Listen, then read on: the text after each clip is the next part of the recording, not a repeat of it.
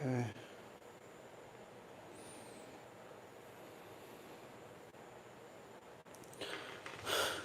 All right. Let's see.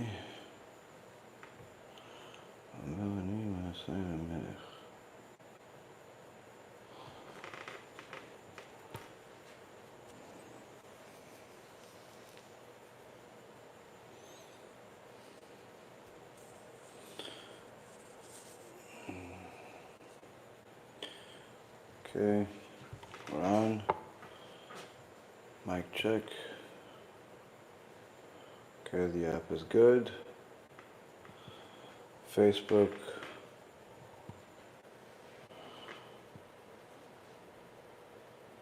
Alright. TikTok. How's the volume? Thank you for YouTube. Liam, appreciate it. You tzadikim. Okay, Facebook is good. App is good. Very good. B'Shem HaShem na'aseh v'natzliach, shiur Torah, bruchim habayim. We're back here, Baruch Hashem, starting a new week, starting a new month. BeEzrat HaShem na'aseh v'natzliach. Tonight's shiur is going to be for the refuah shlema for our dear Rabbi Ephraim ben Shulamit, Rabbanit Sarah bat Anat, Hodaya bat Sarah, Rabbanit Levana bat Sarah, Sarah bat Sarah, Ovadia ben Levana, Sarah bat Levana, Ovadia ben Levana, Yosef ben Levana, Avi Mori David ben Nesria, Imi Morati Doris bat Jora, Naomi bat Sarah, Sarah bat Sarah, and all of Am Yisrael and all the righteous Noahides that continue to support our organization, continue to learn together with us, BeEzrat HaShem, and continue to publicize all of these shiurim. So just as a update for you guys in regards to the Kiruv store, I know that some of you have placed orders over the last few weeks and haven't gotten them yet. Of course, due to my health, there's been some back orders. We're going to, BeEzrat HaShem, do our best to try to catch up with everything this week, BeEzrat HaShem. Anyone that wants to continue helping us do everything that we're doing, all the free books, the USBs, all the wonderful things that the organization is doing, you could support by donating at bhtorah.org or at beezrathashem.org. You could donate on YouTube. You could donate by sending us, via mail. There's plenty of ways to do it, Baruch Hashem. Also, aside from that, to remind you guys that there's this book that you can buy online. It's not my store, but we saw this, we have this, and we loved it so much that when I spoke to the new business that was actually selling this new book by Rabbi Ovadia Yosef that was translated to English, I told him that I'd love to help him publicize this. And he was so excited to have our support, especially since he's a new business. He's giving all of our fans that buy this book, as well as the other Rabbi Ovadia books at his store, a 10% discount. It's ashkenazibooks.com. ashkenazibook.com. It's going to be on the screen, BeEzrat HaShem, when this video is on YouTube tomorrow. Also, we're continuing to give a bunch of free stuff every day by anyone that's in our WhatsApp groups and the WhatsApp page. So I highly recommend that you join. Free cups, free bags, free stuff just for fun, just for publicizing a Kadosh Baruch Hu's name. And last but not least is anyone that hasn't seen the videos that we publicized from our Bet Din in Israel, headed by Rav Yaakov Zamir, who's also the chief Dayan in Israel of the Bet Din Agadol, the biggest Bet Din in the world, and he also he's our Nasi of our Bet Din. It's also the Av Bet Din is Rav Ephraim Kachlon, our dear Rav. Our Rosh Kolel is Rav Shlomo Sharvit, who's also a Dayan, and of course the last Dayan is Rav Tzvi Didi. So all of them publicized this letter against the heretic Manis Friedman to make sure that everyone knows that it's forbidden to buy his books, sell his books, watch his lectures according to the Torah, as he violates the 13 principles of faith in multiple places. There was a video that publicized last week. There's another one that was publicized today, and there's going to be a couple of others later this week to make sure that the information is known to anyone that wants to know it. And of course, there's always going to be those that reject it, coming up with all types of silly comments. And unfortunately, some of them are even rabbis that contacted me saying, oh, listen, I don't think that you're doing the right thing. It's Lashon Hara. First and foremost, if you look at the Chafetz Chaim's laws of Lashon Hara, there is no Lashon Hara when it comes to publicizing heretics. In fact, it's the opposite. We are obligated to publicize and protest against heretics, and to say that it's Lashon Hara when it's a psak din from a bet din, comprised of extraordinary Talmidei Chachamim, none other than the chief Dayan on planet Earth, as well as some of the extraordinary Talmidei Chachamim organization that between them have written between 50 and 100 books about halacha. It's a silly thing to say. Obviously shows that they didn't really read the contents of the letter. They didn't investigate who the rabbis are. They just simply do not like to see anything that's going to destroy their hero. Either way, it's important for people to know that this is going to continue. We're going to do everything we possibly can to publicize that the warning. And whoever wants to listen will listen. Whoever doesn't want to listen, damam biadam. Their blood is in their hands. Either way, we have this new series that we started last week, Baruch Hashem, series that is based on the foundational teachings of Chassidut. And this is a very important series, no less than any of the other ones we've ever done before. In fact, in some cases, it's even more. Specifically because of this point having to do with this heretic Manis Friedman and his other heretic friends out there that claim that it's permitted to say that God has a body or has an arm or all types of other silly things that they make up which violate the Torah because it's so-called Chassidut. And you don't understand Chassidut. So you'll learn tonight a little bit more about what is real Chassidut, what it entails to be a Chassid, and in fact how you can actually do things that Chassidim do without necessarily the shtreimel and the rest of the garments of the Chassidim, or even calling yourself a Chassid. And you'll see that some of Gdolei Israel were very much Chassidim without the exterior that many people rely on.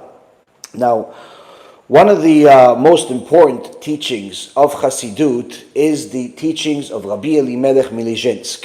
As we discussed last week, Rabbi Elimelech was the third generation from the Baal Shem Tov. It was the Baal Shem Tov, his main Talmid, the Magid Mimezrich, and then the two main Talmidim of the Magid Mimezrich were Rabbi Elimelech of Lizhensk and his brother Rabbi Zusha. So we're talking about people that are the foundation of Chassidut. And in fact, the Tzetel Katan, this relatively short sefer or letter by Rabbi Elimelech of Lizhensk is considered one of the most profound and foundational teachings of Chassidut. So meaning that anyone in the world today that wants to become familiar with Chassidut, perhaps even practice Chassidut, these are the foundational teachings that you have to know, and perhaps even aspire to fulfill some or all of them if you can. Now, one of the interesting things that many people are unaware of in our generation, especially since history of our nation, although it's a very more well documented or better documented than any other history in mankind, unfortunately the current generation is very ignorant of our history, and especially what's happened to us over the last few hundred years.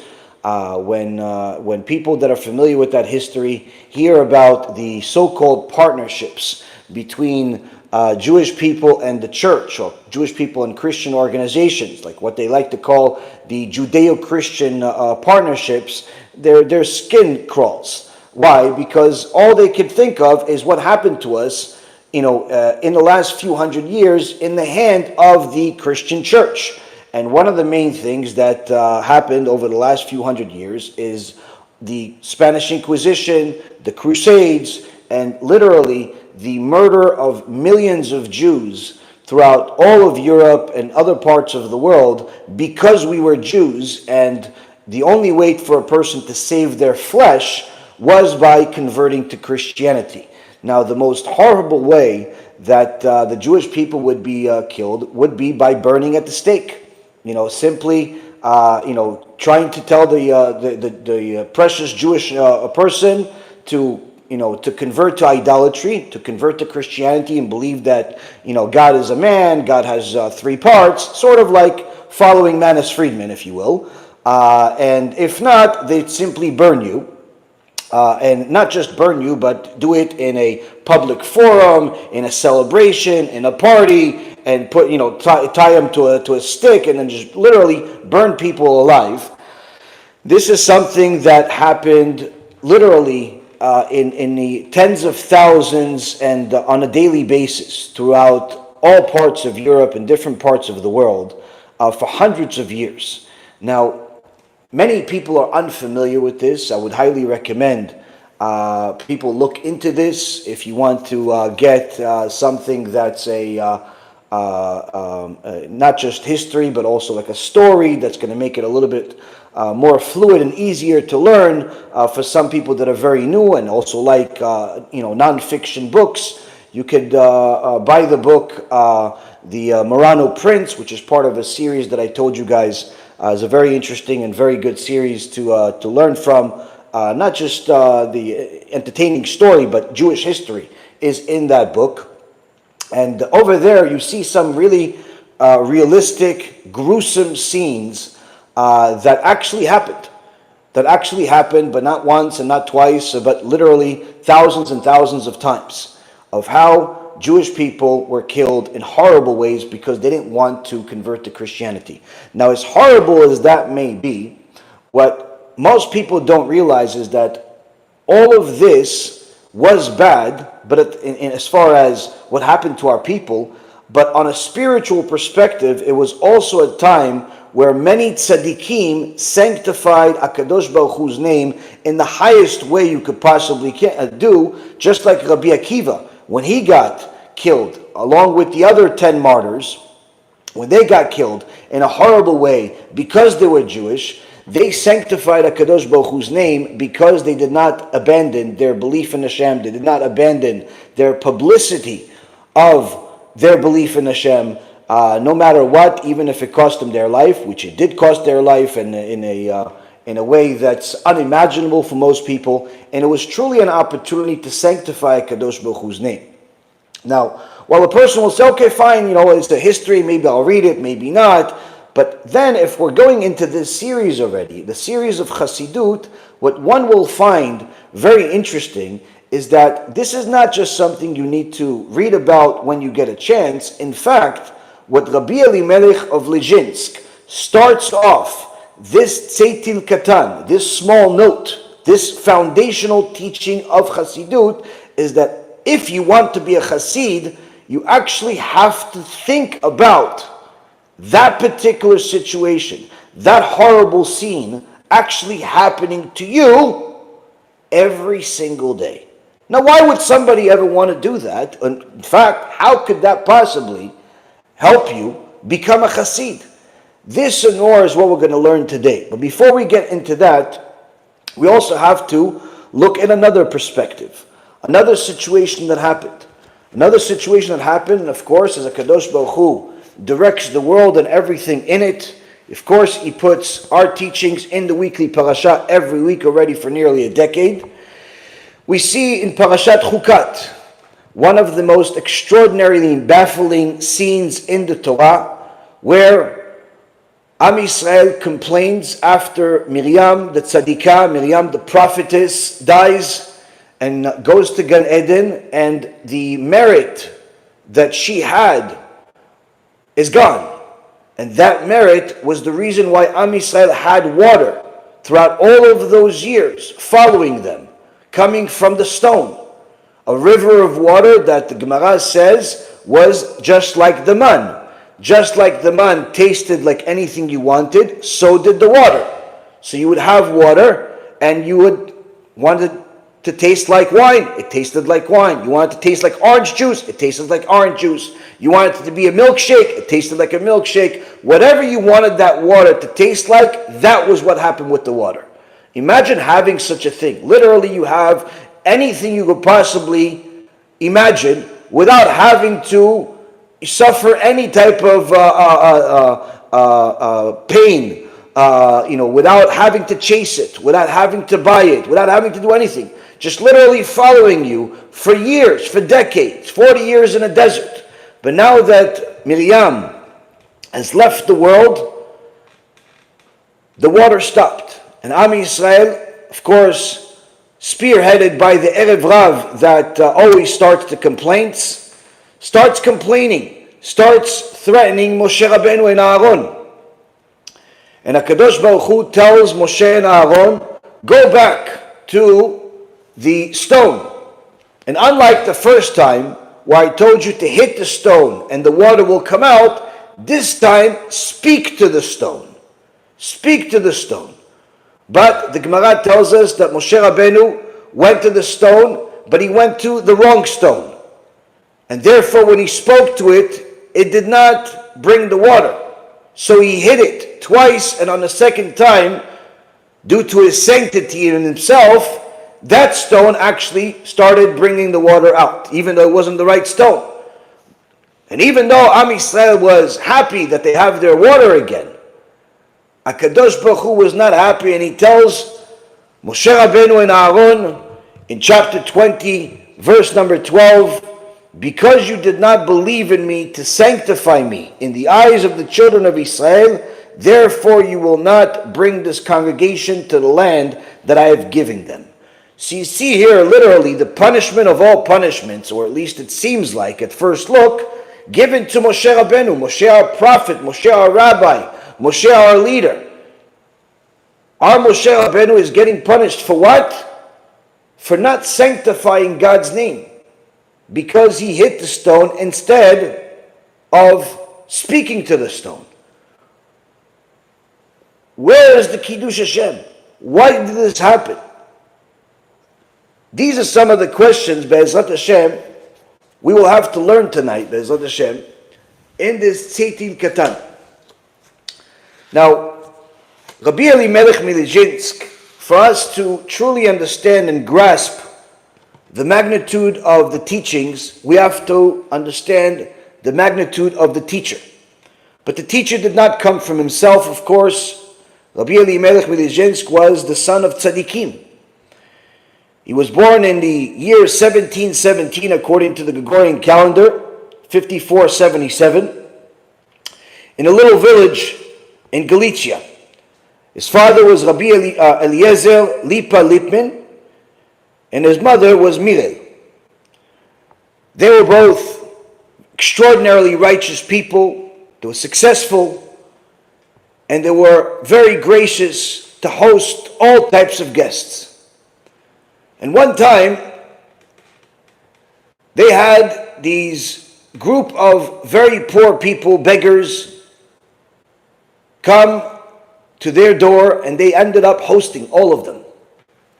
And one of these beggars was extraordinarily sick, not just poor, but sick in such a horrible way that he had infections all over his body. So much so that when they gave everyone the ability to wash the dust off themselves, to clean themselves up, not just feed them, not just give them some money, but also make them feel like people again. When it came to this poor beggar, he couldn't wash himself because it was so painful. And of course, the tzadikim helped him by washing parts of his skin with a sponge very carefully to make sure that it doesn't hurt him, or at the very least hurts him the least possible. To clean this stranger, this beggar who smells awful, who looks awful, who can never repay you in any way, or at least it seems like. And they washed him, and they cleaned them, no different than if it would be their own son. Can you imagine yourself doing such a thing? Well, after their stay, after their recuperation, the beggars were ready to head on their way. But before they left, the sick one among them wanted to give Rabbi Eliezer and Miriel, his wife, the rabbinit, a blessing. And he gave them a blessing that would not make sense for many years, until they saw what really transpired. And the beggar told them, the reward for your kindness is that I bless you, that you will have a son that is just like me. Of course, Rabbi Eliezer and Miriel are baffled by this blessing, but they didn't say anything. Okay, someone gives you a blessing. Okay, but they didn't understand. But once their son was already speaking and the beautiful Kedusha started coming out of his mouth, they knew that this poor beggar was not just any ordinary beggar, but rather a hidden tzaddik, perhaps even Eliyahu Navi. And that's one of the things that we see among many tzaddikim throughout history and even today. They hide themselves. They hide themselves in plain sight, and only those that are very close to them, those that learn from them, really benefit from seeing their righteousness. And there's a whole thing about why would they hide themselves, which we'll get into perhaps another day. Rabbi Elimelech of Lizhensk succeeded in an extraordinary way, gaining not only endless Torah knowledge and Kedusha, but literally being a miracle worker. The open miracles that were done through his hand, as the Kadosh Baruch Hu allowed him to perform, were similar in such a way that even at the time of the Tanaim, it would be impressive. Even at the time of the forefathers at Mount Sinai, it would be impressive.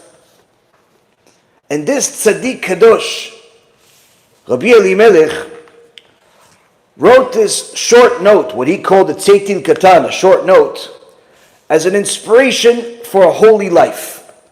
Meaning that if you want to live a holy life, a life of a Chassid, these are the instructions. And he starts as follows: Ele הדברים אשר יעשה אותם האדם וחי בהם. בכל עת ורגע שהוא פנוי מן התורה, ובפרט שהוא יושב בטל לבדו בחדר או שוכב על מיטתו ואינו יכול לישון, יהיה מערער במצוות עשה זו של ונקדשתי בתוך בני ישראל. וידמה בנפשו ויצייר במחשבתו כאילו אש גדול ונורא בוער לפניו עד לב השמיים, והוא בשביל קדושת השם יתברך שובר את טבעו ומפיל את עצמו לאש על קידוש השם יתברך. ומחשבה טובה הקדוש ברוך הוא מצרפה למעשה, ונמצא שאינו שוכב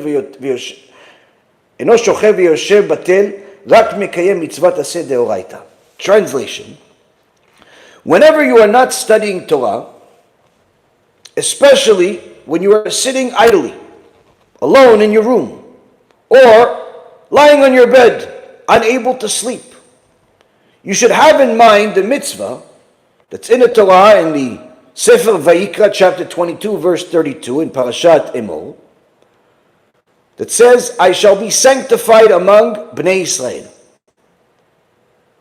Imagine in your heart and picture in your mind that before you is a great and awful fire burning all the way to heaven, and you, in sanctification of God's holy name, overcome your natural fear and throw yourself into it. God will consider your good intentions as if you had actually done it. In this way, you are never merely lying or sitting around idly, but always engaged in fulfilling a positive mitzvah of the Torah. This, Rabotai, is how he begins the Tzetel Katan. We see from here that the ways of the Chassid are not like the ways of regular people, where usually when someone is teaching something, The typical way of doing it is you start from the small and you grow to the big. You start from something easy and you go to the more difficult. But the Tzetel Katan starts in quite a different way, telling you already the first message of Chassidut, which is, if you have the opportunity to take the whole pot, if you have the opportunity to be completely righteous, go for it. Don't just try to go along, get along, just a passing grade. If you have the ability to do more, rule number one of Chassidut, do more. Do more than what you are obligated to do. Do more than what you could even imagine yourself doing. Always aspire for more. Furthermore, we see that he starts off by telling us Bekol et verega, which in English translates to whenever. But really there is a significance to the Hebrew language that we need to know, where he's telling us Bekol et verega, meaning every moment. And the Gemara in Masechet Brachot in page 7a says, what is a rega? What is a moment? And the Gemara goes back and forth, explaining to us different verses that talk about a moment in the eyes of God. What is a moment? Because this is the lesson that one of the sources we learn from is from Bil'am HaRasha, where Bil'am knew when this moment is. There's a moment where Kadosh Baruch Hu passes judgment on the world. Whatever wrath has to come to this world each day, there's only one moment of the day that it happens. And because Bil'am HaRasha, as we'll learn in Parashat Balak next week, knew this moment, this would be the time when he would say his curses on whoever was the enemy, and the curses will be fulfilled, because there's already wrath coming to the world. It's as if there is a tsunami and the house is in the way. The Gemara asks, what is a moment? How long is a moment? The Chachamim teach us a moment, a rega, lasts as long as it takes you to say rega, meaning a moment. Now, Chachamim broke it down even further and arrived at 1/15,000 of a second. That's a rega, that's a moment. And Rabbi Elimelech says, in every moment that you're not learning Torah, you're not studying Torah. Why are you not studying Torah? Perhaps you're very tired, you're occupied with something that makes you incapable of learning Torah, you're not able to learn, whatever the reason is. If you want to be a Chassid, you have to take advantage of those moments. Especially when you are early on and far away from being a Chassid, but you aspire to be one. Take advantage of the easy times to take advantage of. Maybe you can't take advantage of every moment while you're working because your mind is on all types of things. Maybe you can't take advantage of the moment that passes through the day, where many times people like to tell people how busy they are and pretend to be busy, but somehow they have time to go out to the store and get some ice cream. Somehow they have time to go buy themselves some new music. Somehow they have time to watch all types of nonsense on the internet. Somehow they have time for all of these things. But if you tell them, can you do me a favor and help me? Oh, no, I'm really, really busy. They don't have any time. They have time for other things that are unnecessary. But for things that are important for other people, they're very busy. Now, of course, if a person manages their time very carefully, they'll have to learn how to take advantage of their moments. But in the beginning, you can't go from being a regular person to being a Rav Yashiv, to being a Rav Ovadia, to being a Gedol Ador that literally counted the moments.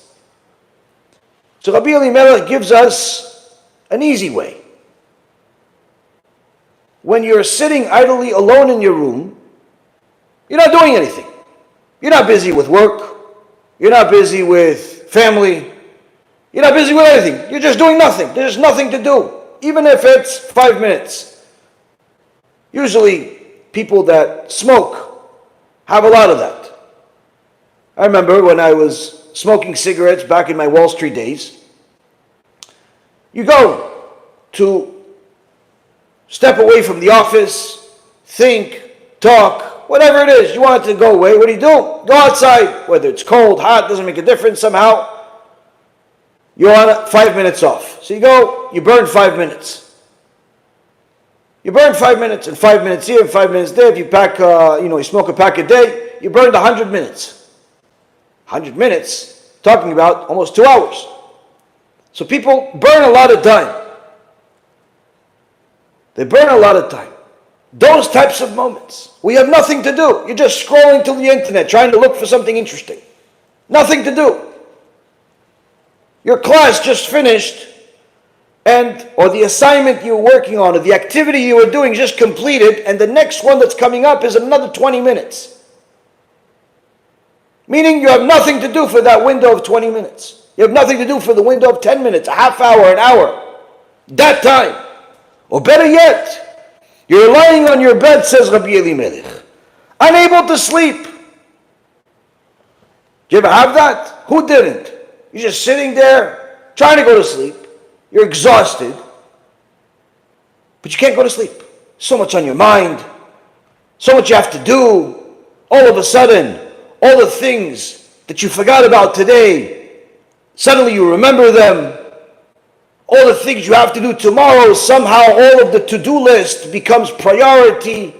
All of a sudden you're thinking about things that you forgot about, and you can't sleep during that time. That time that you're sitting there, doing nothing. Says Rabbi Elimelech, you should have at that moment in your mind the mitzvah that's mentioned in our Torah that obligates us to sanctify HaKadosh Baruch Hu's name, to sanctify Hashem's name. That's what you should have in your mind. Now, Rabbi Elimelech did not invent this mitzvah. This is a mitzvah from the Torah. And who is better than Rabbeinu the Rambam to learn the mitzvot? In his Sefer HaMitzvot, positive mitzvah number 9, meaning this is right off the bat. When you open the Sefer HaMitzvot, you're going to see the mitzvot of the Torah. You have the positive mitzvot, the negative mitzvot. The ones that you have to do, the ones you have to stay away from. Now in mitzvah number 8, the Rambam tells us we have an obligation to emulate Hashem. Be like Hashem. Just like Hashem is merciful, you be merciful. He's gracious, you be gracious. He's righteous, you be righteous. He is saintly, you be saintly. Try to emulate the character traits of Hashem. This is the reason why the Torah uses human language in the Torah, not because God has an arm, or he gets angry, or he loves, but rather because these are lessons he's trying to teach us of how we should be. Because from our limited human perspective, this is how we would interpret this action.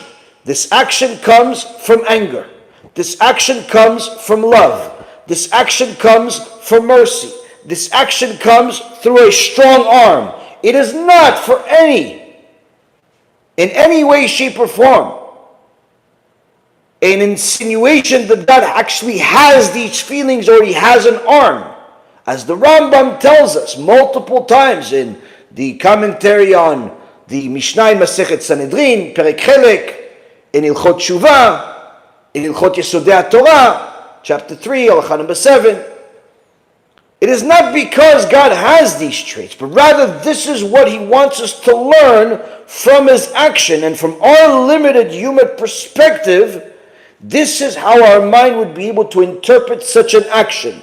Such an action, in our mind, would be as a result of anger. Such an action would be as a result of love, mercy, and so on. So we have a commandment from the Torah to emulate Hashem. And mitzvah number 9, that the Tzetel Katan mentions, the Rambam tells us, this is a positive commandment from the Torah to sanctify the name of God. This is what God said in the Torah, in the book of Leviticus, chapter 22, verse 32. And I shall be sanctified in the midst of the children of Israel. Now, interestingly, if you look at the mitzvah, the verse itself, the full verse, you will see that actually there are 2 mitzvot over there.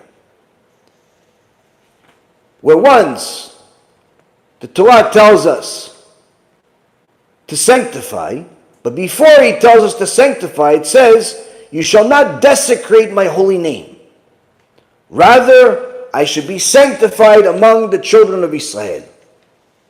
I am HaShem who sanctifies you.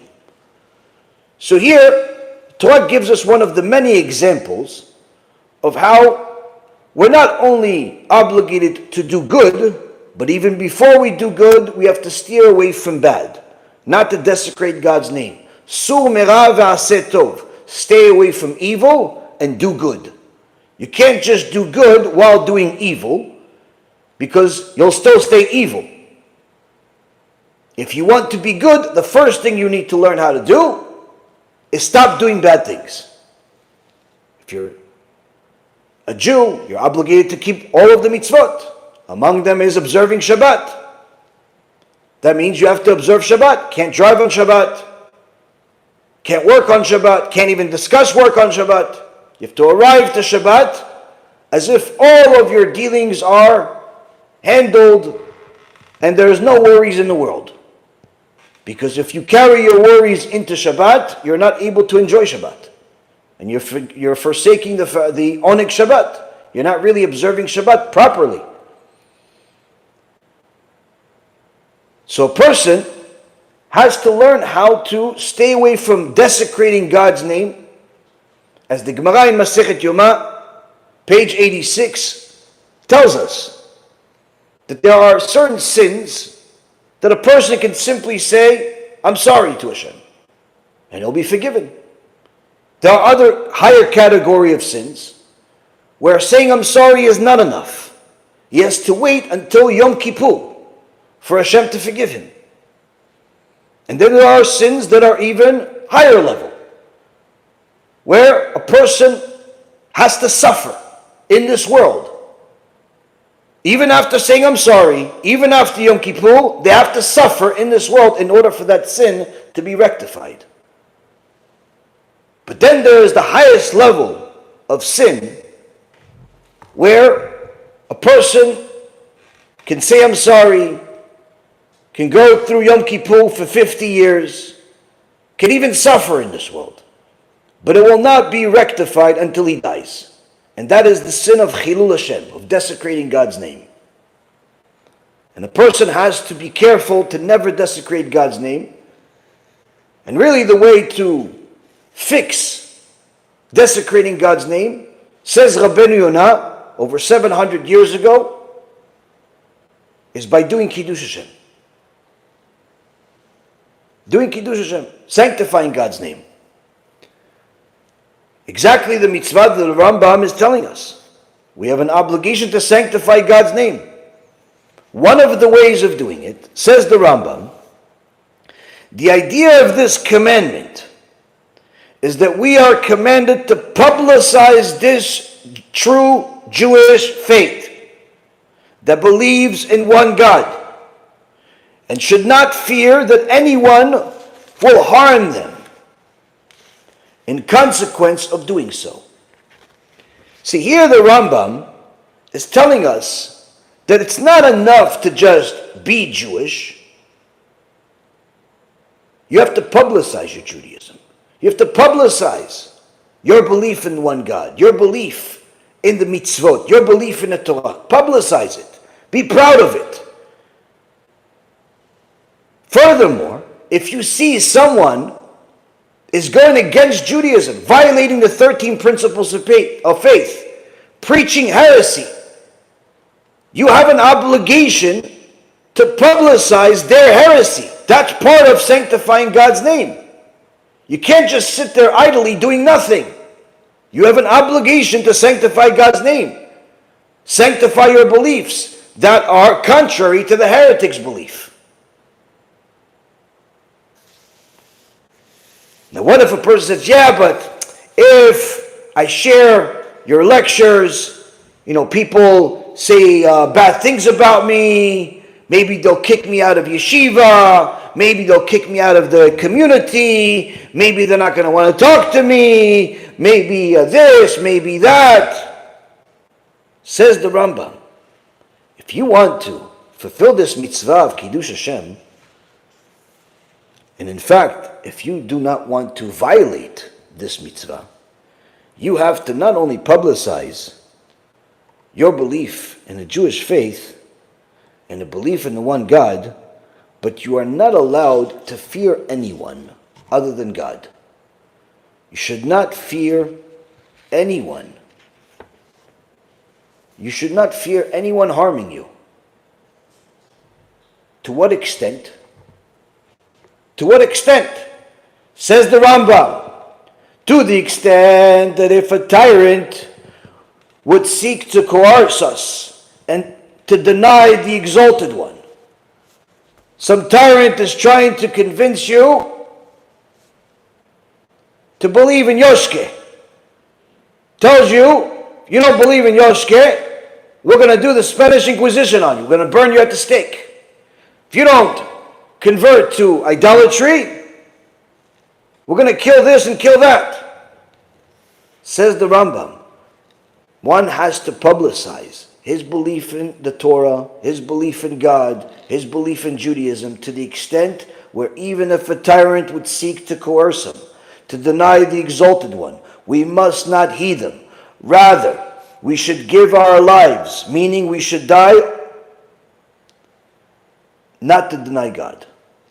We must not even let him, meaning the tyrant, we must not even let him receive the impression, even through an external gesture of acceptance, that we have denied God. Through our hearts, though our hearts are steadfast in the belief in an exalted one. This, by the way, highlights the mistake of the Marranos, and unfortunately others throughout history, other Jews throughout history, that when the evil decree was published by the government at the time, whether it be in Spain or in other countries, that decreed that the Jews have to either convert to Christianity or leave.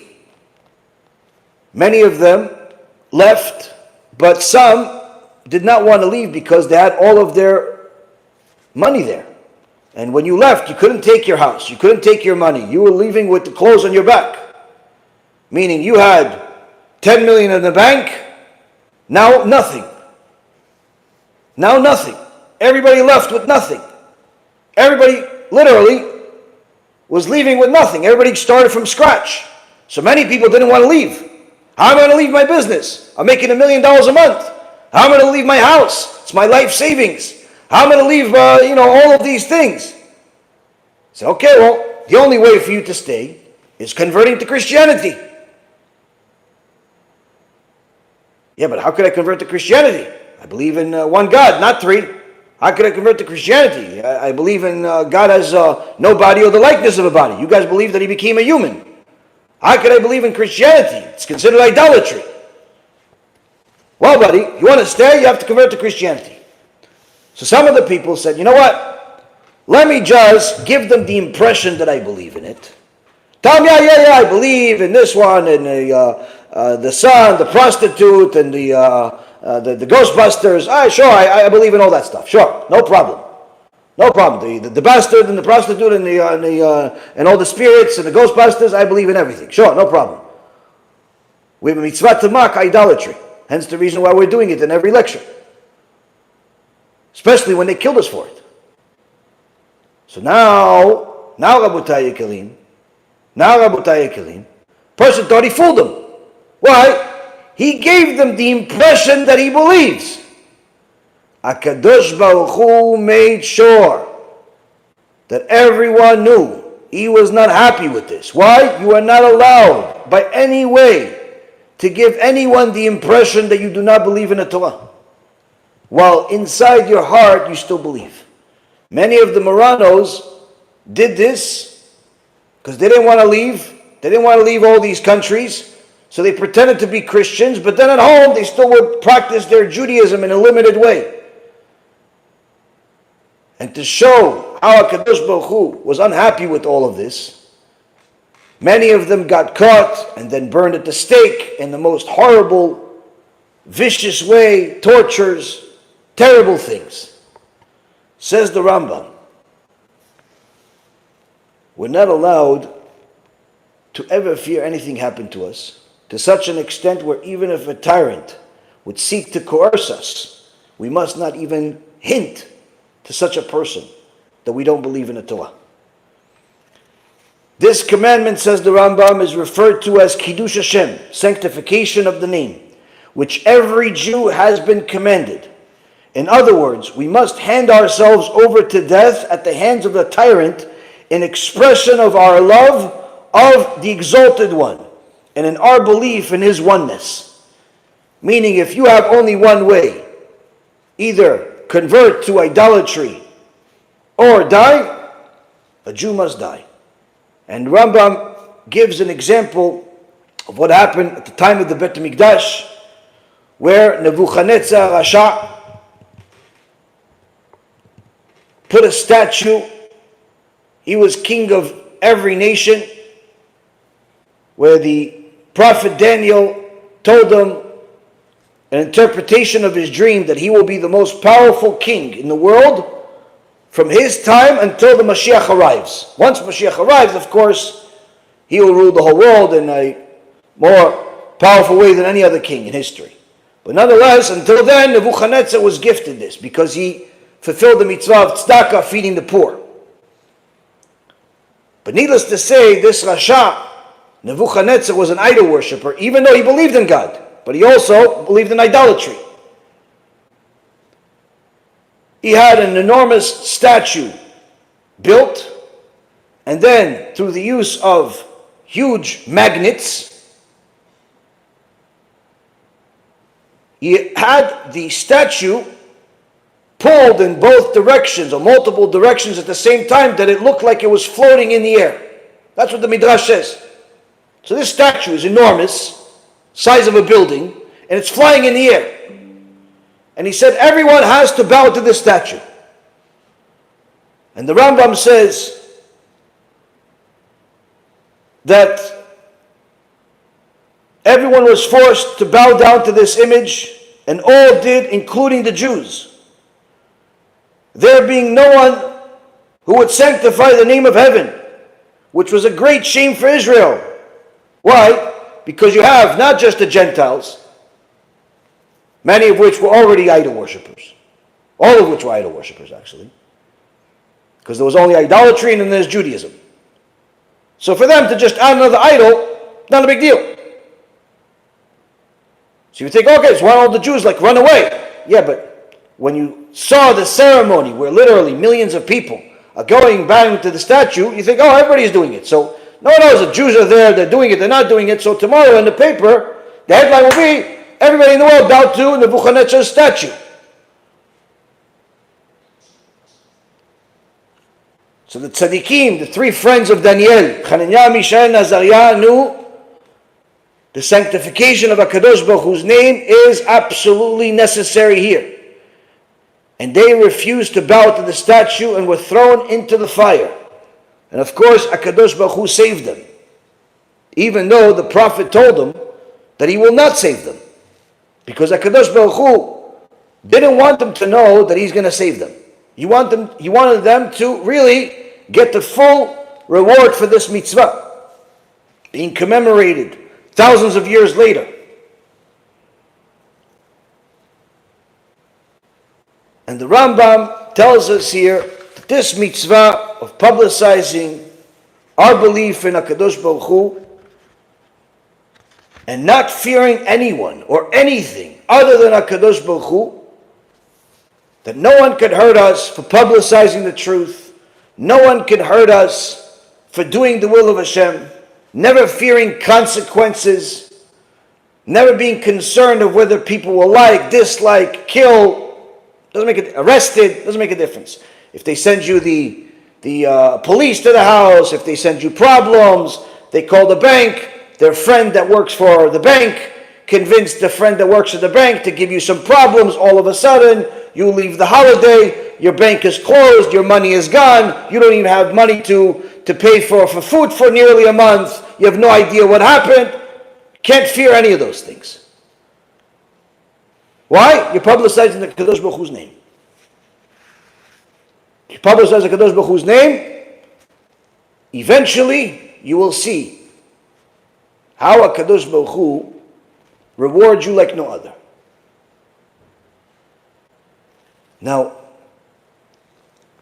this is a mitzvah that is also connected to the next mitzvah, which is Kriyat Shema. The Kriyat Shema is mitzvah number 10. And we also see how the Tzetel Katan, Rabbi Elimelech of Lizhensk, is not just writing things out of his mind, he's actually connecting the mitzvot. We're emulating Hashem. We're sanctifying His name, and here we see Shema Yisrael. Why Shema Yisrael? Because we are also obligated to think about what the Tzetel Katan is saying during Shema Yisrael. As the Chachamim teach us, that when a person says the Shema Yisrael,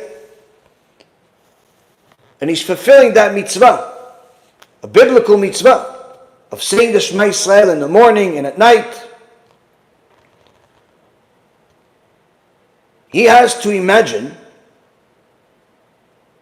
that he is jumping into a fire in order to sanctify Kadosh Baruch Hu's name. He is thrown into a fire to sanctify Kadosh Baruch Hu's name, never forsaking his beliefs, never going to idolatry, never going to heresy, no matter what. And the Tzetel Katan tells us that this mitzvah of sanctifying HaKadosh Baruch Hu's name should be constantly on a person's mind, where imagine yourself in your heart and picture an illustration in your mind, he says, that you are before a great and awful fire burning all the way to the heavens. I mean, this is some serious fire you're thinking about. This is a fire nothing survives in. And you, in sanctification of God's holy name, overcome your natural fear and throw yourself in it in order to sanctify God's name and not abandon His beliefs. Now, the Chacham Tzaddik, Rav Daniel Parish, who wrote the famous Matok Midvash commentary on the Zohar Kadosh, before he publicized this very awesome writing, he was a teacher for children. And of course, these children grew up, many of them became tzadikim, rabbanim, avrachim, and even regular people that are in the work world but are very, very righteous people. And some of them told how they learned to withhold themselves from sins, to stay strong despite the tests. During those years when they were little kids, 6, 7, 8 years old, learning with Rav Daniel Parish, they said that once in a while, perhaps once a year, a few times a year, I don't know the exact times, but the rabbi would take the kids on a trip, on a field trip. They would go into the woods, all types of places, see kivrei tzadikim, all types of things. At some point, they're going into the woods, he takes some kerosene that he took with him, and lights a fire, a little bonfire. All the kids are around it, little kids, cute, tzadikim, precious neshamot, do not know what sin are. And he tells the kids, which one of you is willing to sanctify a Kadosh Baruch Hu's name by jumping into the fire? Of course, if the educational department would hear such a thing, they'd say, oh, they arrest the guy. But the rabbi was trying to teach them something. Which one of you is willing to jump into the fire in order to sanctify Hashem's name? As the kids are looking at this very passionate moment, one says, I'll do it. And then another one says, I'll do it. Another one says, I'll do it. And little by little, each one of them gets riled up. Yeah, I'm willing to do it. I'm willing to do it. I'm willing to do it. And the whole group of them are willing to do it. And by then already, Rav Daniel Parish made sure that the kerosene already died out and the fire died out, so nobody has to jump into the fire. But years later, these same children grew up and they said, those foundational teachings that we learned from the rabbi were what kept us strong through difficult situations when there were big tests. Because it was engraved into our heart, into our souls, that we are willing to jump into a fire in order to sanctify God's name. Now, the Bet Yosef, Rabbi Yosef Karo, Baal Shulchan Aruch, in the Sefer HaMagid Mesharim, where it's in essence his journal, his diary of his different teachings and conversations with the angel that would teach him,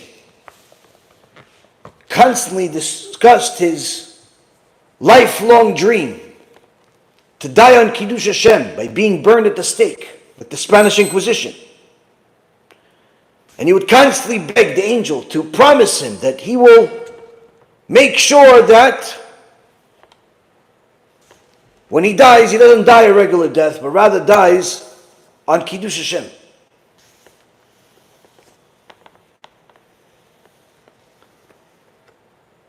The Zera Shimshon, he brings the Rabbeinu Yonah that tells us that if somebody desecrated God's name, made the mistake of all mistakes by desecrating God's name, and he wants to fix it before he dies, as Rabbeinu Yonah says, you have to do Kiddush Hashem, do the opposite. But he explains, how does doing Kiddush Hashem undo the desecration of God's name? He says because the punishment for desecrating God's name is so big that there's not enough horrible things in this world to quantify it, to measure it, and therefore it is waiting for a person after he dies. But at the same token, the reward for Kiddush Hashem is so big that there's not enough good in this world. There's not enough good in this world, Rabotai,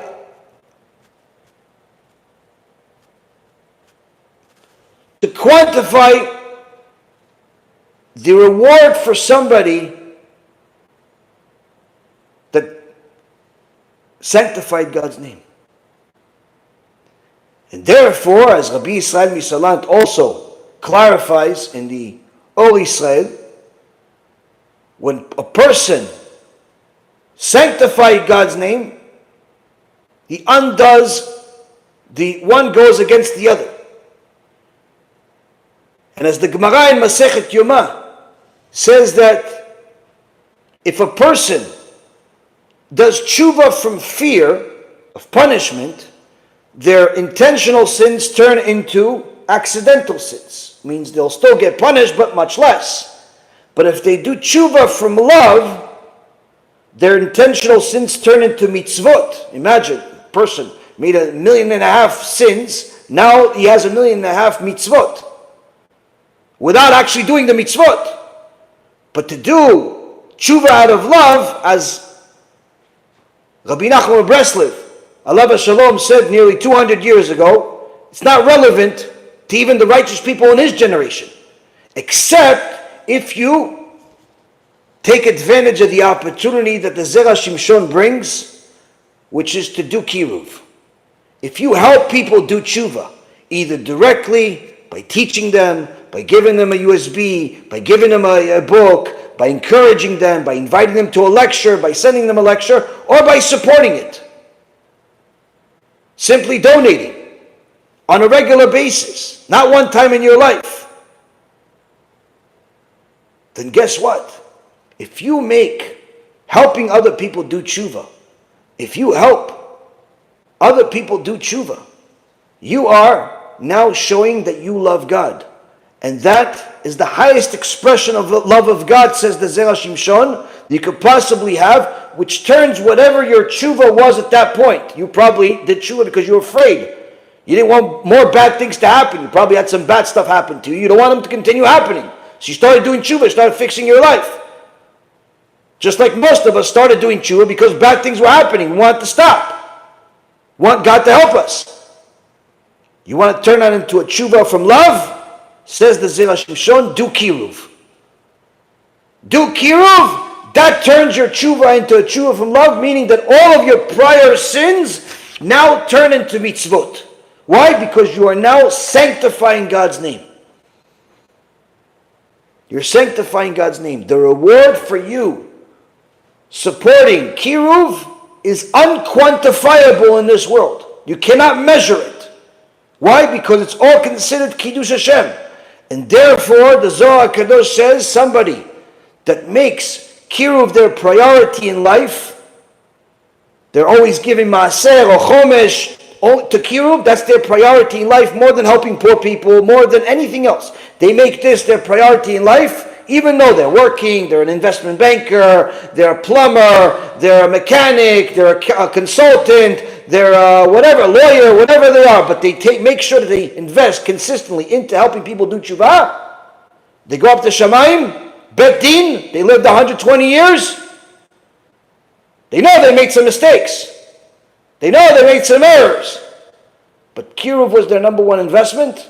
Guess what? Zohar Kadosh says, there's no Bet Din. The Bet Din says, go, here's your special place in Gan Eden. They don't judge you. Now, of course, this is assuming the person is trying to do good things. He's not sinning regularly, violating Shabbat every week, but he thinks that he's going to buy Gan Eden with money. No.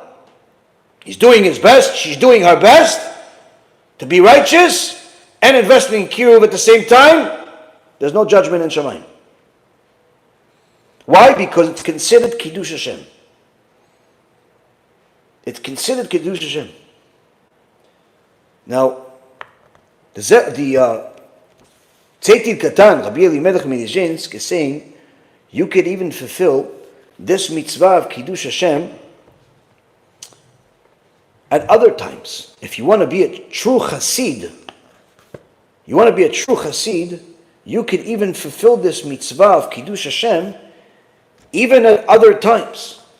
In fact, it doesn't cost you a penny. How?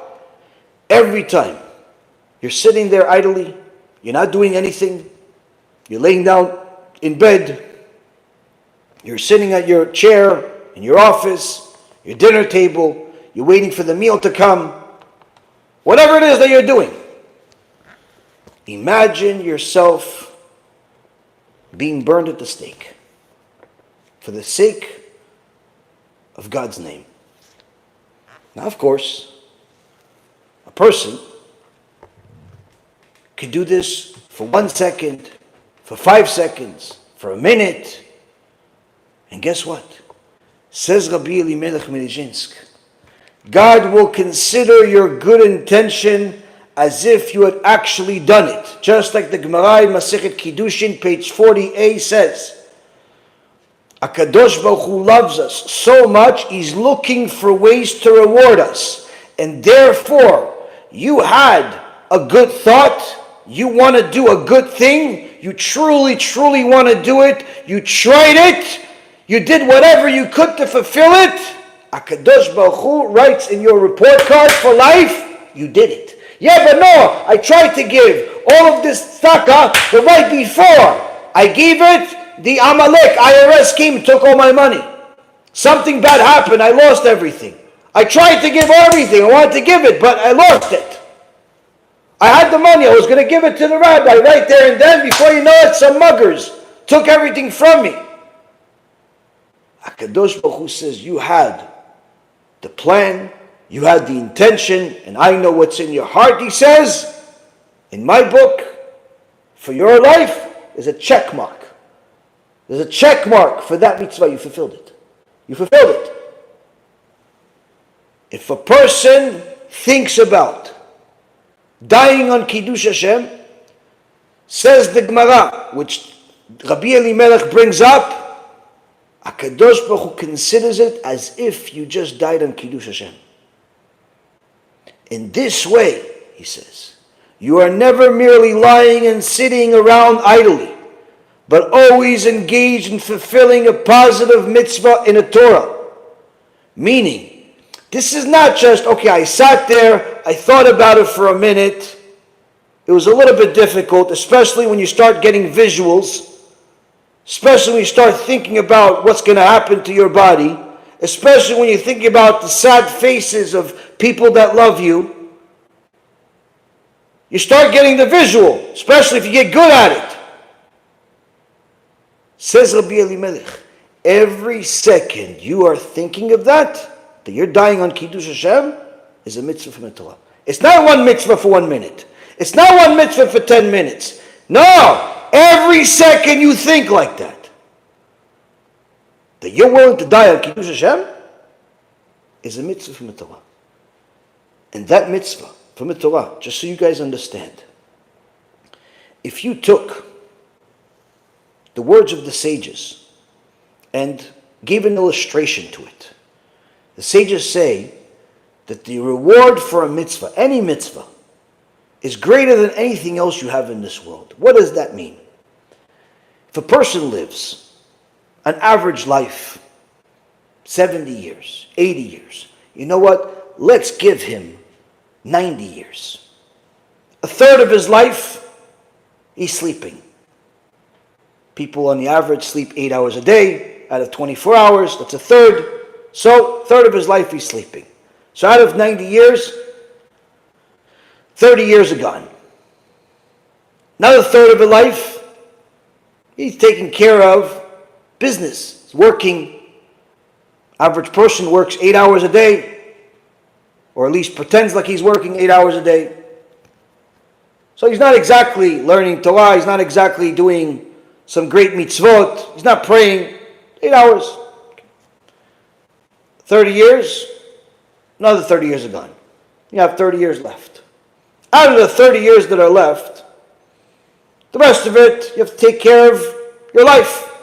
You eat, you drink, you go to the bathroom, take a shower, spend some time with the family.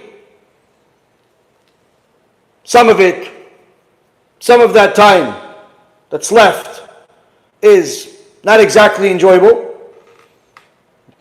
Some of it perhaps is enjoyable. But let's be generous and say that the entire 30 years that are left, are comprised of joy. Every joy you can possibly imagine. When he eats food, it's the best food. When he drinks a drink, it's the most tasty drink. He never gets sick. He never even has a cough. Nothing hurts. He's always healthy, pristine health. They use him as the modern day example of someone that is healthy. Not only that, everything he does is fun. Whatever he does, he walks, he enjoys. He runs, he enjoys. He lays down, he enjoys. He wants to play, he enjoys. His marriage is joyful. His kids are joyful. Everything is joyful. Just imagine 30 years of just joy. No. Let's imagine further. Not just one guy living such a hypothetical, unrealistic, joyful life, but an entire generation of people. Everyone in the world living this life where everything they do is like the greatest imagination. Everything is joyful. The food, the intimacy, the drinking, everything is joyful. 30 years that they live, that's not work, that's not sleeping, everything else is joyful. Entire generation.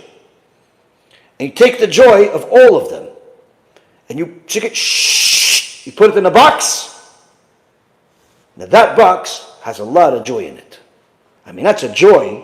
That's extraordinary joy. It's not even something you can really quantify. But we're giving an illustration. If you put that joy, and then you put it into a syringe, and you give somebody a shot with all of that joy at one time, I mean, that's going to be one happy guy. That's going to be one happy lady. If she got a syringe, if she got a shot with all of the generation's joy of 30 years of actual life in one shot, I mean, that's joy that you cannot even imagine. Now, if we take it a step further, if you take the joy of every single person that ever lived, the kings, the queens, the princes, the warriors, the bankers, the lawyers, the wicked people, the righteous, everybody that ever lived, from the beginning of the world all the way until the end of the world. We are now at year 5,784. You have nearly 6,000 years. Billions of people have lived. Imagine all of them have had joy every moment of their life. Not just one generation, but all of these generations. You take all of that joy and you put it in a box. You liquefy it, you put it in a syringe. You give somebody a shot with that joy. Now, one person getting all that joy and one shot for all of the people that ever existed. I mean, we said before, the one generation of joy, that's one happy camper. You can't say that about everybody's joy. That's happy. It's not enough. You have to come up with every possible adjective of good to quantify how happy this person is going to be to have the joy that everyone has ever had in all of history. Says the sages, the Jewish sages tell us, Rabotai Yekarim, all of the joy that everyone has ever had from the beginning of the world until the end of the world is not even an ounce, not even a small amount of the joy that a Jew will receive for fulfilling one mitzvah in the Torah.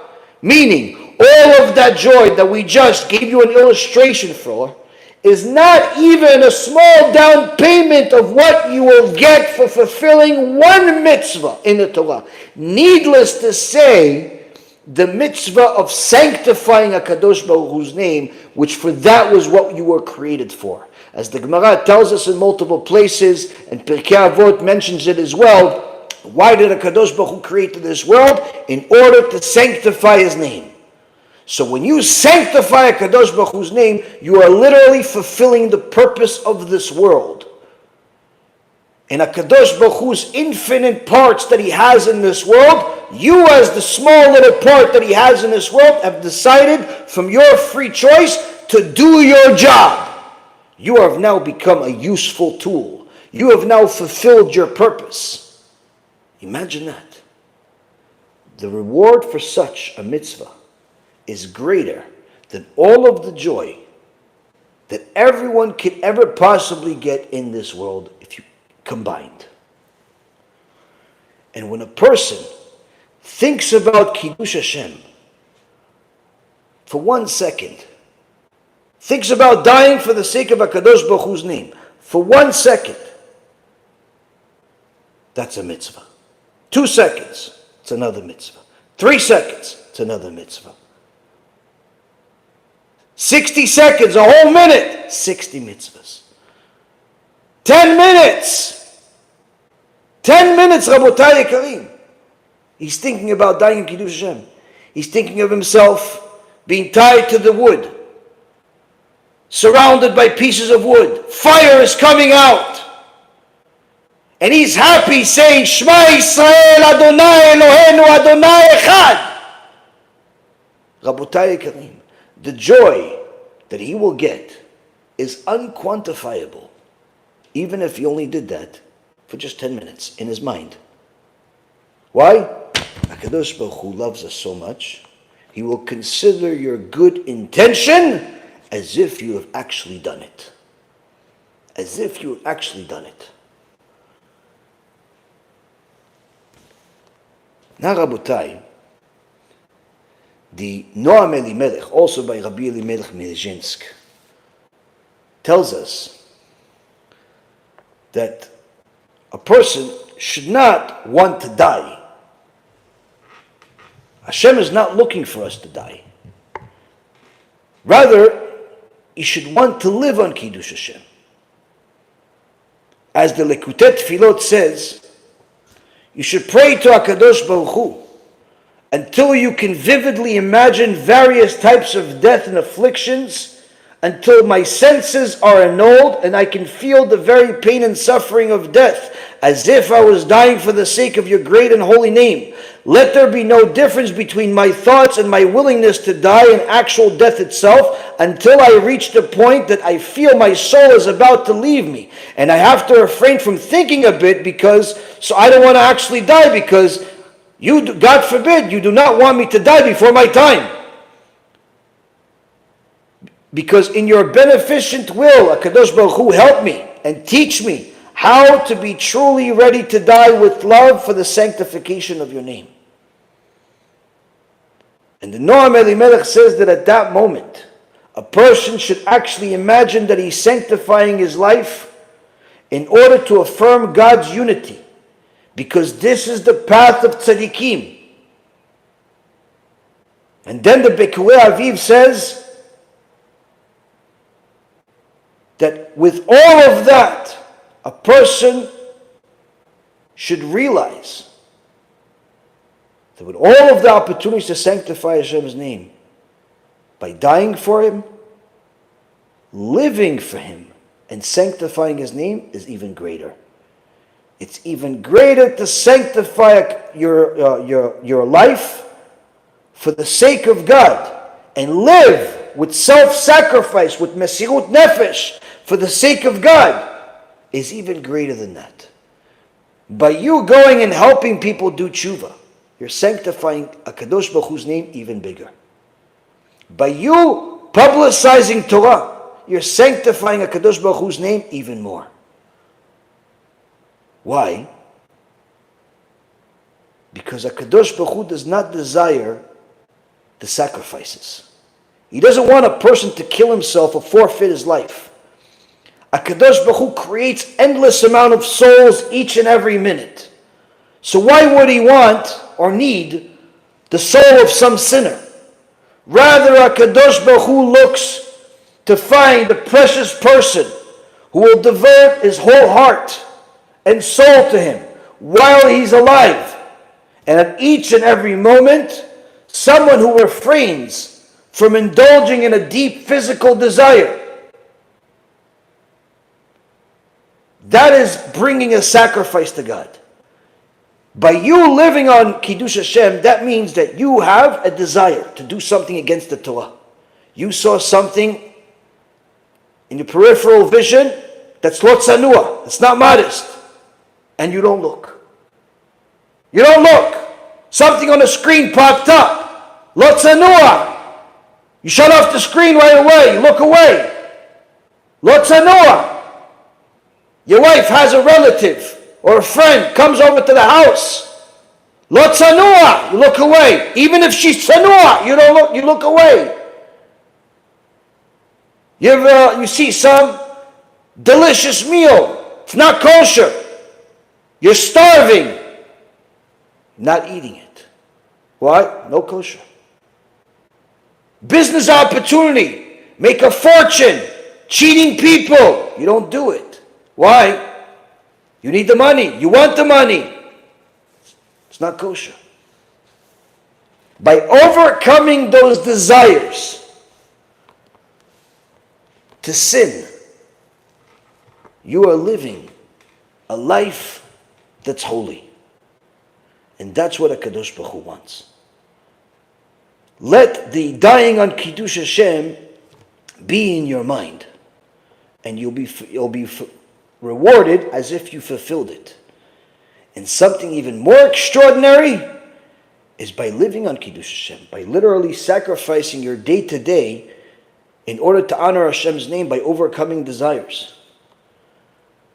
And when a person studies Torah, they can push themselves beyond what they would normally push themselves, beyond what they think is even what they're able to do. They want to go, they see their friends are playing,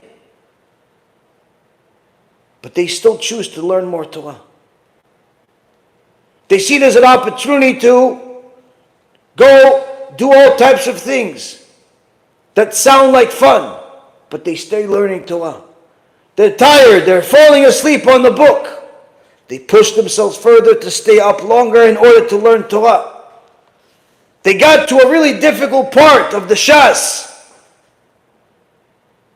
They push themselves further to keep learning it a few more times until they understand it, or at least try. That's sanctifying a Kadosh Baruch Hu's name through your life. Through your life. Now, the Chafetz Chaim, who was not like people today that just call anyone a tzaddik. He would call this one Jew. There was a simple Jew, a Yehudi Kadosh, a holy Jew. It's one specific Jew. And this Jew was not a extraordinary Talmid Chacham or a big Baal Chesed. No, he was a simple Jew. And every time he would tell this story, he would get emotional and he would call him, what a holy Jew. What was so special about this Jew? This Jew was a regular Jew. But one day these Goyim decided that they are going to force this guy to convert and abandon Judaism. And usually they go after the people that look weak. And they threatened this Jew to convert to Christianity. And this Jew, although he wasn't a scholar, he wasn't someone that was well known, said absolutely not. And refused to even listen to anything they said.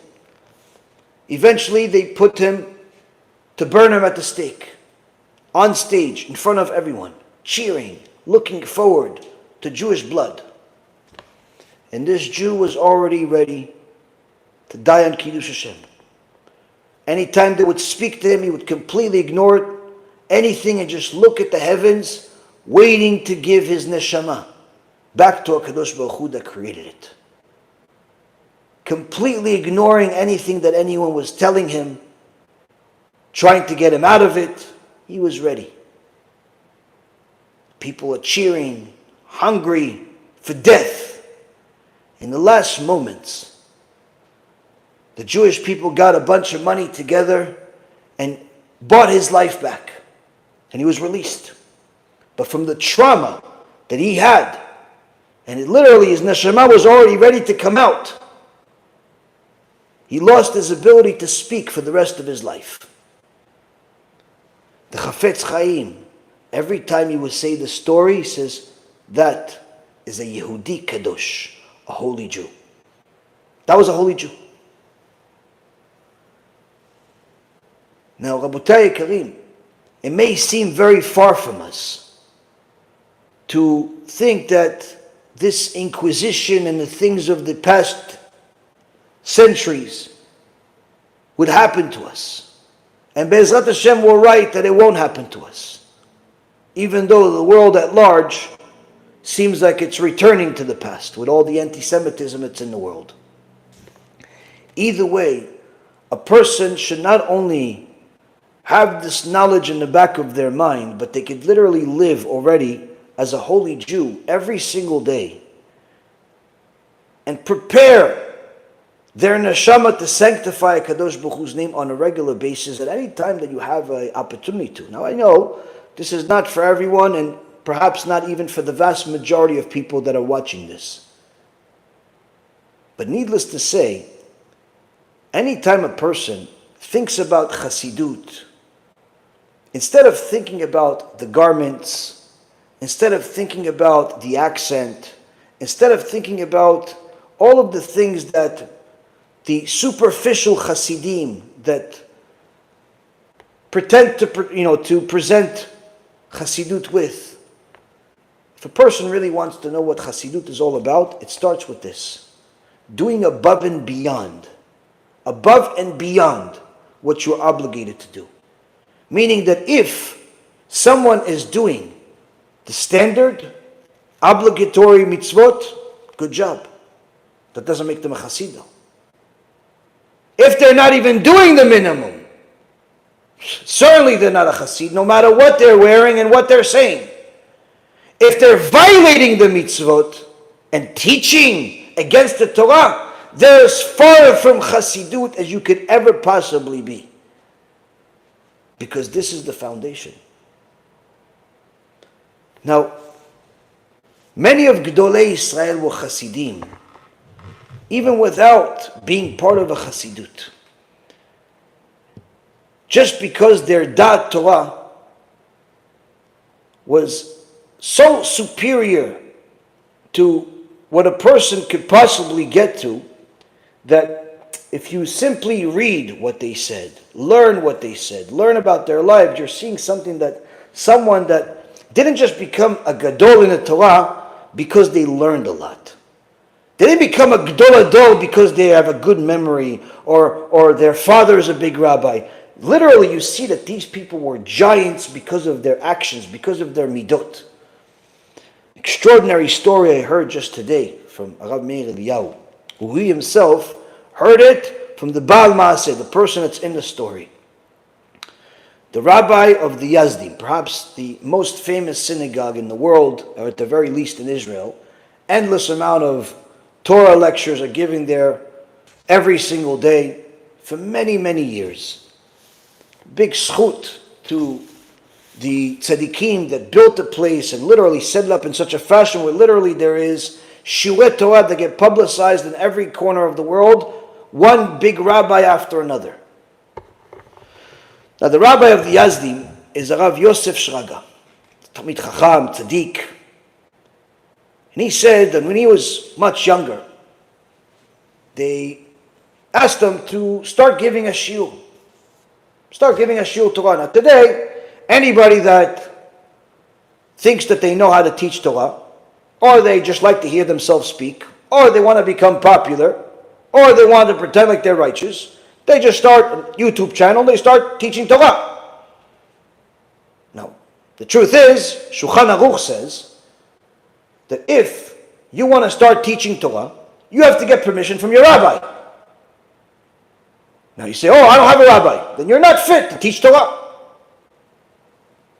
Now, if I want to teach Torah, I have to ask permission from the rabbi. What if the rabbi says no? Then you're not allowed to teach. Simple. That's Shulchan Aruch. That's Halakha.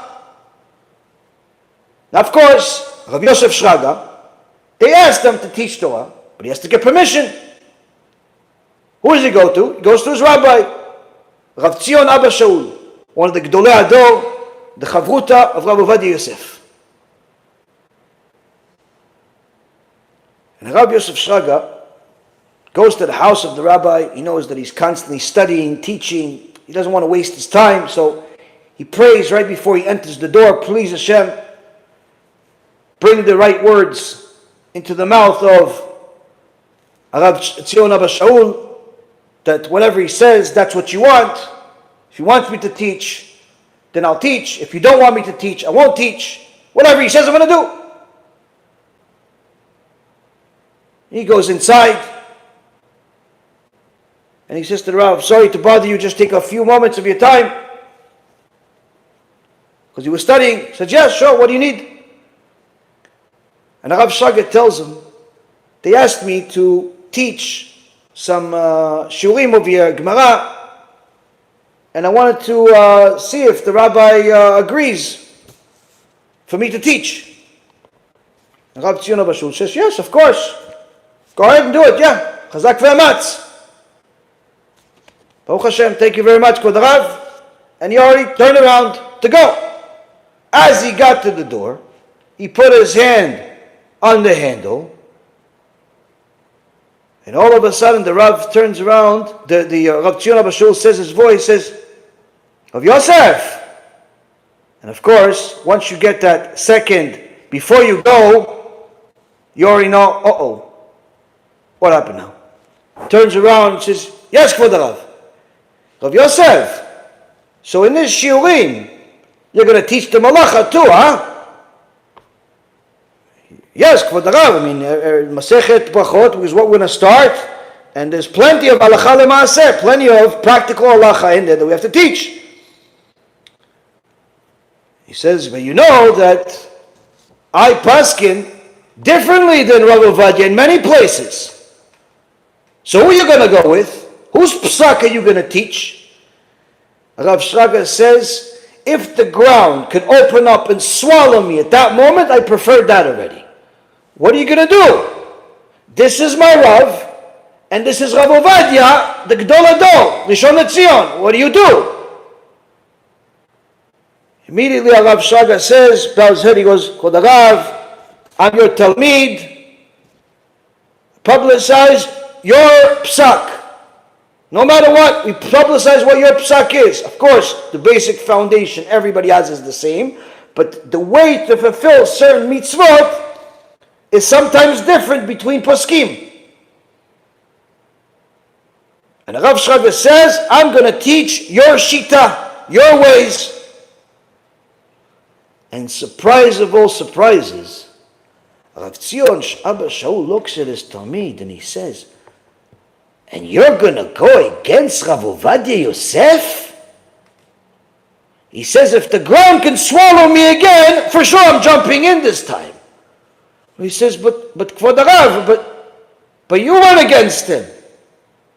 And I'm going with you. He says, but you are me? Rav Shraga, Vaidom Aaron, doesn't know what to say. But I don't know. What do you do? Okay, no, yes. He says, although I disagree on certain things with Rav Ovadia, you go teach Am Yisrael what Rav Ovadia paskind. That's what you teach. That's what HaKadosh Baruch Hu wants. It's not about my opinion versus his opinion. It's what Am Yisrael needs. And you have to go teach what Rav Ovadia Yosef taught. How he pasked. This, Rabotai Yekarim, is Chassidut. This is 4 walls. Nobody knows. Nobody's convincing the rabbi to do anything. He could easily command his Talmid to teach only his way, his shita, his psak.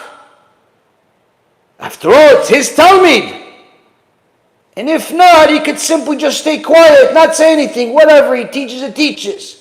But he makes sure that his Talmid knows. Don't ever get confused. Yes, I paskin different on this or that, but you have to go teach what Maran, Rav Ovadia Yosef, is teaching. That's what you have to teach. Why? That's what Am Yisrael needs to know. That's what Am Yisrael needs to know. When a person cares only about the will of HaKadosh Baruch Hu, that means that their will, their desires, their anything is removed from the equation completely, and only the will of HaShem is there. And that means, Rabotai, not just the basics of what's expected of you, but even more so. And the more a person is looking to sanctify a Kadosh Baruch Hu's name, the more a person is looking to live sanctifying a Kadosh Baruch Hu's name, the more they'll become a precious tool that a Kadosh Baruch Hu has in this world, that is fulfilling the purpose, which is to glorify the name of God.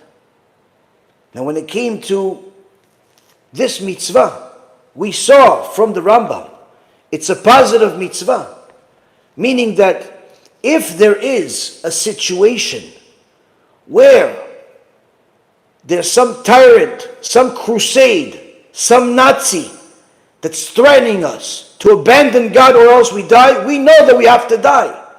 But we don't have to go look for crusades just to die. That's not what the mitzvah says, meaning you don't have to look for opportunities to sanctify God's name. The mitzvah is, do it when you can. But if you want to fulfill the midat Chassidut, then you start looking for it. And for that, Rabotai, we also see the answer to our question about Moshe Rabbeinu. Moshe Rabbeinu was commanded by God to speak to the stone. Moshe Rabbeinu, after the annoyance of Am Yisrael complaining and threatening and yelling and being very, very obnoxious in every way, shape, or form, especially led by the Erev Rav that inspired all of this hatred, Moshe Rabbeinu makes the mistake of hitting. Now, after all, the purpose of getting the water out was achieved, but that was not really the purpose. You see, HaKadosh Baruch Hu said, I want you to speak to them, speak to the stone and not hit the stone. Why? Because you already hit the stone in the past and water came out. Now, if you hit the stone again, Am Yisrael is not going to learn anything from that.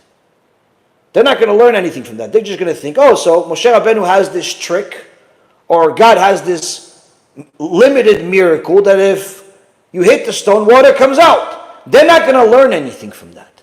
But if you speak to the stone, then Am Yisrael, that has a clever mind, a precious neshama and a clever mind, is going to see, wait a minute. Look, this stone is a stone, but yet it's fulfilling the words that Moshe Rabbeinu is saying. It's fulfilling the commandment that Moshe Rabbeinu is saying to it. We have a flesh heart. We don't have a stone heart. Meaning we should also listen to Moshe Rabbeinu and follow the ways of HaShem. But you didn't do that, Moshe. You didn't do that. You hit the stone, and therefore we lost the opportunity for Am Yisrael to learn. We lost the opportunity for Am Yisrael to learn, to do tshuva. We lost the opportunity for Am Yisrael to have another reason to sanctify my name as a result of their desire. Meaning, you lost the opportunity to sanctify my name. And because you lost the opportunity to sanctify my name, you cannot enter the land of Israel, that its entire place, a full land, is all sanctification of God's name. The entire land of Israel is one big Kiddush HaShem. And as a measure for measure punishment, because you lost the opportunity to sanctify my name, you cannot enter a place that's full of Kiddush HaShem. Now, are we obligated in the same level as Moshe Rabbeinu? No. But when you're a tzaddik, HaKadosh Baruch Hu judges them even for small things that to us is not even an obligation. At the hairbreadth, small things, things that you wouldn't even imagine. Now again, we're not tzadikim. We're not even the shoelace that Moshe Rabbeinu used. But yet at the same token, we have an opportunity to fulfill the same mitzvot as Moshe Rabbeinu. And even mitzvot that Moshe Rabbeinu couldn't do because we can go to Eretz Yisrael.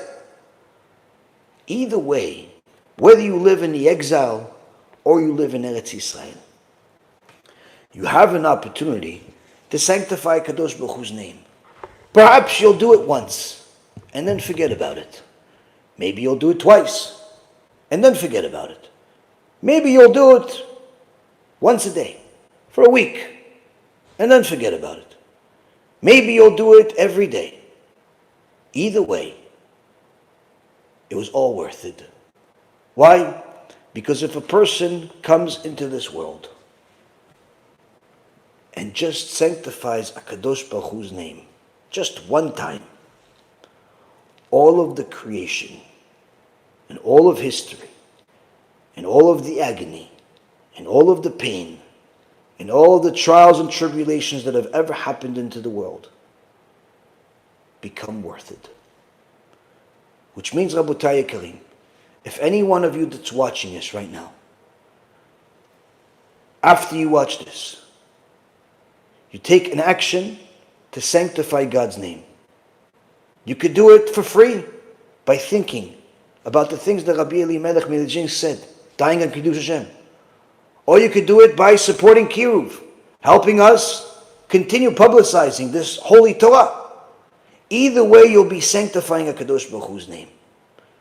And for that, it wasn't only worth it to have this shiur, to study, to go through all types of trials and tribulations to get to this point.